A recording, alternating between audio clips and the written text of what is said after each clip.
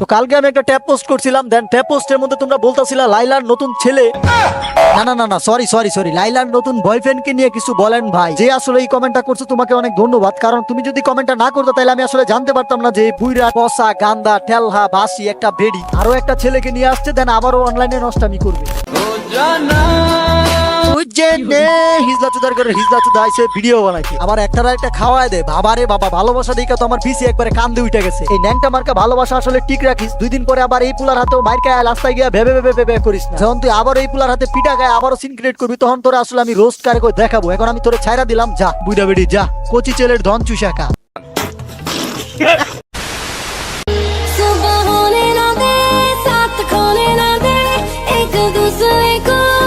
ওরে বাপ রে বাপ, কত বড় পাশা রে! পাশা দিকা তো মনে হইতেছে 300-400 দুবাইয়ের শেখেদের হাতুড়ির বাড়ি পড়ছে এই পাশায়।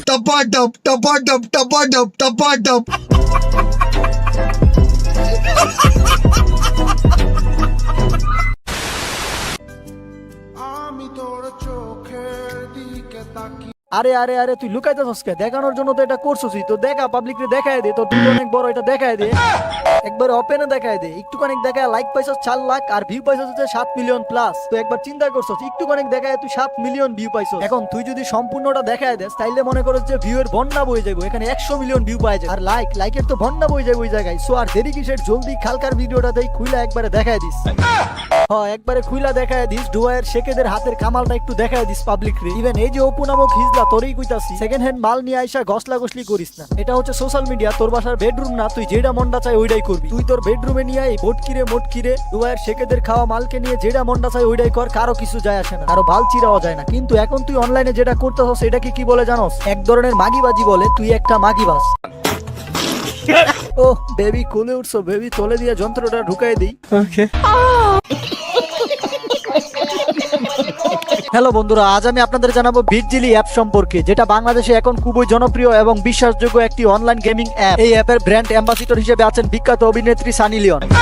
বিটজিলিতে রেজিস্ট্রেশন করলেই আপনি পাচ্ছেন জিলিতে 20টি ফ্রি স্পিন, প্রতি রেফারে পাবেন 1000 টাকা আনলিমিটেড, ফেসবুকে রিভিউ দিলেই পাবেন 150 টাকা একদম ফ্রি, আর আপনার জন্মদিনে রয়েছে 5000 টাকা বোনাস, প্রতি ডিপোজিটে পাবেন 3% অতিরিক্ত bonus, BPL a special 150% welcome bonus, এবং স্লটে 808% সাপ্তাহিক রিওয়ার্ড বোনাস নিয়ে বেশি খেলুন। জিলিতে গেম খেলে আপনিও জিতে নিতে পারেন আইফোন 16 প্রো ম্যাক্স। এখানে আপনার জেতা টাকা খুব সহজেই উত্তোলন করতে পারবেন বিকাশ, নগদ, রকেট উপায়ের মাধ্যমে। সুতরাং দেরি না করে আমার পিন কমেন্ট থেকে বিটজিলি অ্যাপে রেজিস্ট্রেশন করুন এবং অসংখ্য বোনাস নিয়ে উপার্জন শুরু করুন। So hey guys, welcome back. And guys, আমাদের আজকের ভিডিওর টপিকটা কি? আজকের ভিডিওর টপিকটা হচ্ছে ন্যাংটা মার্কা অপু ভাই। আর এই অপু ভাইয়ের নামটা আমার মুখের মধ্যে নিয়ে আমার মুখটারই নাপাক করে ফেলছি, কারণ বর্তমানে তার যে অবস্থা, আউযু বিল্লাহি মিনাশ শাইতানির রাজিম, আউযু বিল্লাহি মিনাশ শাইতানির রাজিম।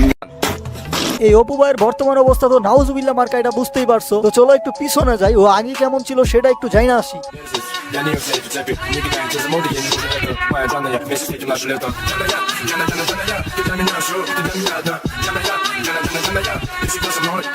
ও আচ্ছা, তাহলে তোর এই অবস্থা ছিল, আগে তুই ছিলি ডেন্ডিকুর, এখন হইছিস গাজাকুর।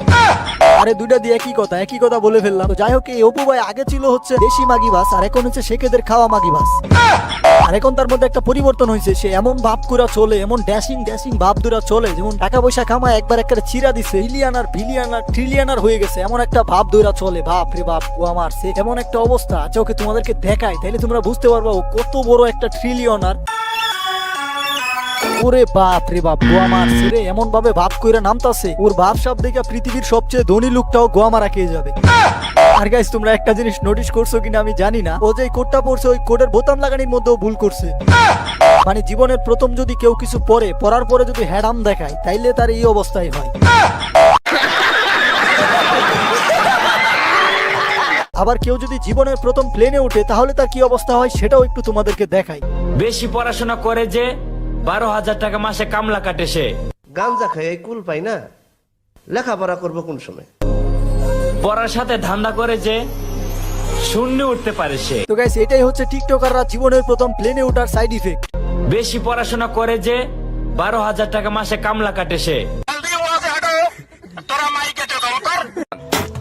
আসলে ভাই আমি একটা জিনিস বুঝলাম না, ও কোন জ্ঞানে এই কথাটা বললো পড়ালেখা করে যে 12,000 টাকা কামলা দেয় সে। এখন ওর কথা অনুযায়ী বাংলাদেশে যারা পড়ালেখা করে তারা 12,000 টাকা কামলা দিবে, আর এই 12,000 টাকা কামলা যারা না দিতে চাও তারা এখনই পড়ালেখা ছাইরা দাও, দিয়া এই জিসান টুকার মতো ধান্দা করো, গার্লফ্রেন্ডকে ভাড়া দেওয়ার ধান্দা করো। আমি আসলে তার মাকে নিয়ে বলতে চাইছিলাম, মানে ও যেই কথাটা বলছে এই কথাটার বিপরীতে ওর মাকে নিয়ে আমি অপমান করতে পারতাম, কিন্তু আমি ওটা করি নাই, ওরে ছাইরা দিলাম। জাস্ট একটা কথা বইলা দেই, তুই যে বেনলেসের মতো বললি বেশি পড়ালেখা করে যে 12,000 টাকা কামলা দেয় সে, আবার কি বললো? পড়ার সাথে ধান্দা করে যে শূন্য উঠতে পারে সে।